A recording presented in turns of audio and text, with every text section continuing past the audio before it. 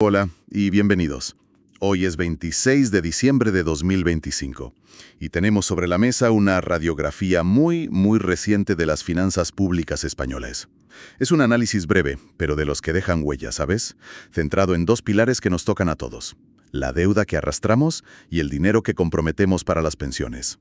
Una combinación que es un clásico en cualquier debate económico, vamos. Es como mirar la hipoteca de un país y a la vez uno de sus gastos fijos más importantes. La tensión entre ambos define gran parte del futuro. Exacto. Y nuestra misión hoy es justo esa, meterle el bisturí a estas cifras. Los datos son de cierre de 2024 y las decisiones que se analizan miran ya a 2026. Queremos entender qué nos dicen sobre la salud fiscal de España y sobre todo qué rompecabezas plantean. Así que vamos a ello. Vale, vamos a abrir el capó de este informe. La primera pieza que nos encontramos, y es una pieza enorme que condiciona todo lo demás, es la deuda. Y la cifra de entrada ya impacta. La deuda total en España aumentó en 72.600 millones de euros durante 2024. Es una barbaridad. Un número tan grande que cuesta hasta imaginarlo. Cuesta así. Para que nos hagamos una idea, la fuente especifica que el gran motor de ese aumento, casi 68.300 millones, es la Administración Central. O sea, el Estado. El Estado, sí. No es un incremento repartido, sino que el grueso del esfuerzo de endeudamiento lo ha hecho el Estado. Entendido. La maquinaria central del país es la que más ha tirado de crédito. Pero un número así, en solitario, no dice mucho. La pregunta clave es: ¿esto es mucho o poco en comparación con nuestros vecinos? ¿Cómo salimos en la foto europea? Aquí es donde el análisis se pone interesante. El informe utiliza datos de Eurostat y el titular es bastante claro. España se mantiene como el quinto país de la Unión Europea con más deuda pública en relación con su Producto Interior Bruto. El quinto. ¿El quinto? Eso significa que hay 4 países que, proporcionalmente, tienen una carga todavía más pesada. Suenan a nombres conocidos, me imagino. Totalmente. La lista es un quién es quién de los desafíos económicos en Europa. A la cabeza está Grecia, con una deuda que equivale al 151,2% de todo lo que produce su economía en un año. Todavía arrastrando los efectos de su gran crisis de deuda soberana, claro. Uf. Le sigue Italia, con un 138,3%, fruto de un problema casi crónico de estancamiento económico. Los dos sospechosos habituales del sur de Europa. ¿Y quiénes completan el podio de los más endeudados? Y aquí vienen las sorpresas para algunos. El tercero y el cuarto son dos motores de Europa. Francia, con un 115,8% por su elevado y constante gasto público. Que siempre está ahí arriba. Siempre. Y Bélgica, con un 106,2%, que arrastra una deuda histórica que le cuesta mucho reducir. Pertenecer a este grupo te pone bajo la lupa de los mercados y de Bruselas permanentemente. Y aquí llega la parte más curiosa del informe. Nos da los porcentajes de todos los demás, pero no el de España. Nos dice que estamos en quinta posición, pero se guarda la cifra exacta de nuestro ratio deuda-PIB. Exacto. Y esa ausencia casi habla por sí misma. No necesitamos el número concreto para entender el mensaje central. Estamos en el club del 100%. O sea, debemos más de lo que producimos en un año. Ya sea el 105% o el 109%, el problema estructural es idéntico. Formamos parte del Grupo de Vigilancia Intensiva de Europa. O sea que el dato exacto es casi lo de menos. Lo relevante es el barrio en el que vivimos. Precisamente. Y vivir en ese barrio tiene consecuencias muy prácticas. Piensa en ello como el presupuesto de un hogar. Si la hipoteca se come el 70% de tus ingresos, vives sobre una cuerda floja permanente. Se te rompe el coche y es una catástrofe. Claro. Lo mismo le pasa a un país. Con esta mochila de deuda, el Estado pierde su fondo de emergencia.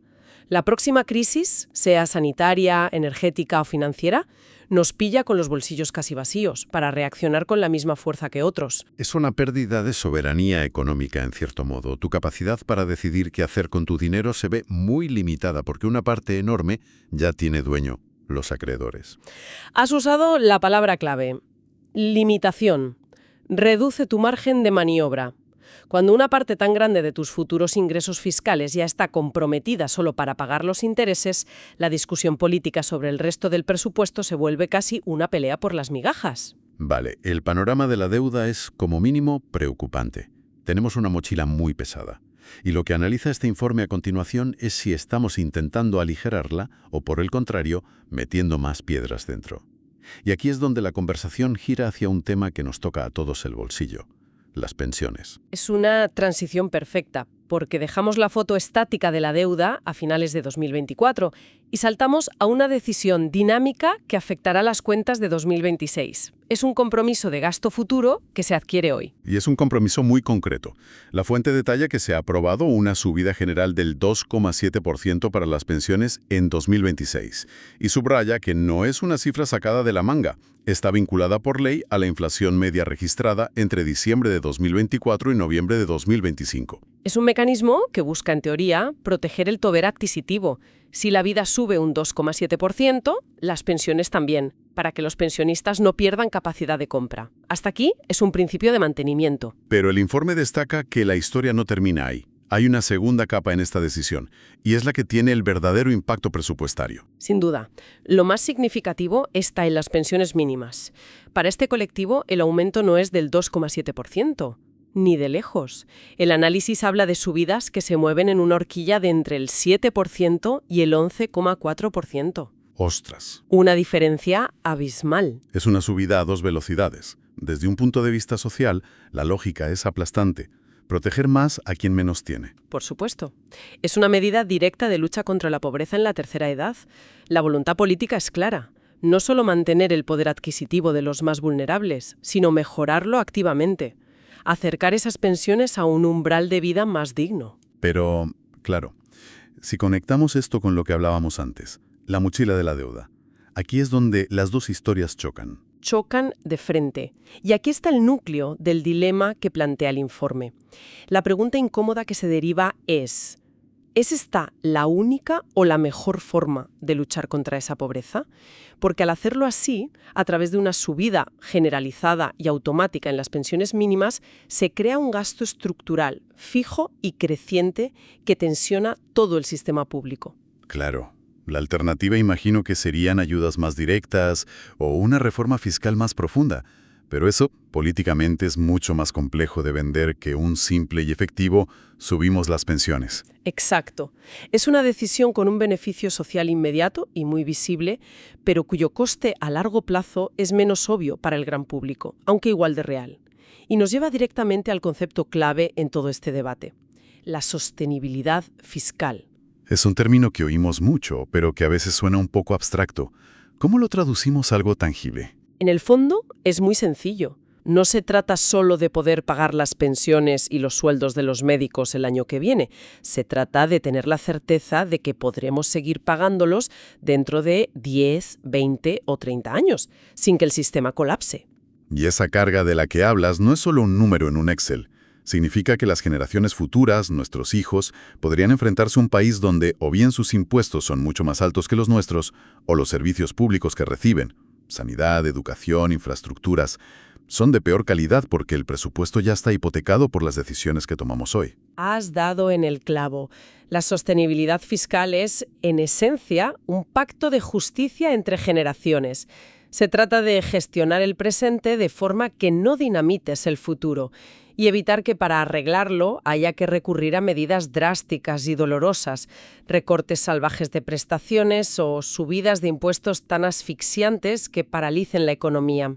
Entonces, si unimos todas las piezas, la imagen final es la de una economía que, con una de las deudas más altas de Europa, decide al mismo tiempo incrementar de forma muy notable uno de sus mayores gastos fijos. Esa es la fotografía. El informe no dice que esté bien o mal, no juzga la intención social, simplemente pone los dos hechos uno al lado del otro y nos muestra la tensión que generan. Es una descripción matemática de la presión que se está acumulando sobre las cuentas públicas. Es la tiranía de los grandes números. Una vez que el pago de los intereses de la deuda y el de las pensiones se comen la mayor parte del pastel presupuestario, la discusión política sobre dónde invertir, cómo innovar o cómo prepararse para el futuro se vuelve casi irrelevante. Se convierte en una lucha por un trozo cada vez más pequeño de la tarta. Cada euro destinado a una nueva política tiene que competir ferozmente con los compromisos ya adquiridos. Por eso, el texto no responde, pero deja flotando en el aire la pregunta del millón. Que es, ¿y esto cómo se paga de forma sostenible? Exacto. ¿cuál es el plan a largo plazo? ¿Se confía en un crecimiento económico espectacular que genere muchísimos más ingresos fiscales? ¿Se está pensando en una reforma fiscal para recaudar más? ¿O se planea reducir el gasto en otras áreas para hacer sitio a este aumento? ¿O la opción por defecto? Se asumirá más déficit, que a su vez seguirá alimentando la bola de nieve de la deuda. Preguntas a las que el informe no da respuesta, pero que nos obliga a plantearnos. Porque ese es su objetivo, poner los datos sobre la mesa para evidenciar el dilema. Lo que nos dicen estos números es que, como en España ya partimos con la soga al cuello por la deuda, este debate entre compromiso social y disciplina fiscal es mucho más afilado, mucho más urgente que en otros sitios. Cada decisión tiene un eco mucho mayor. Entonces, para ir resumiendo, ¿cuál es la gran idea con la que deberíamos quedarnos de este análisis? La idea principal es que estamos ante una encrucijada fiscal perfectamente definida por los números. No es una opinión, es la realidad contable. España se enfrenta a un desafío doble y simultáneo, que tira de la cuerda en direcciones opuestas. Por un lado, un volumen de deuda que nos coloca en ese club europeo de los más endeudados, limitando nuestra capacidad de respuesta futura. Y por otro, un compromiso social creciente y muy legítimo con nuestros mayores, que se traduce en un aumento estructural del gasto. Y el análisis nos deja con esa tensión en el aire. No ofrece una solución, sino un diagnóstico. Un diagnóstico que nos dice: esta es la situación. A partir de aquí hay que tomar decisiones, y esas decisiones implicarán elegir qué se prioriza. Lo cual nos deja con una última reflexión. El informe se centra en la deuda y las pensiones, que son la gran partida del Estado central. Pero este desafío de la sostenibilidad no es solo suyo. Y esto me hace pensar en cómo encajan las demás piezas del puzzle. Las comunidades autónomas, los ayuntamientos, están todas las administraciones remando en la misma dirección para garantizar ese equilibrio a largo plazo. Es una pregunta fundamental, porque la sostenibilidad fiscal de un país es la suma de todas sus partes. Y si no hay una estrategia coordinada, el esfuerzo que se hace por un lado se puede deshacer por otro. Estos datos, en el fondo, nos obligan a plantearnos una cuestión aún más profunda. ¿Como país estamos simplemente gestionando el día a día o estamos diseñando activamente un futuro que sea financieramente viable? Porque lo que sugiere esta radiografía es que cada año que pasa es más difícil hacer las dos cosas a la vez.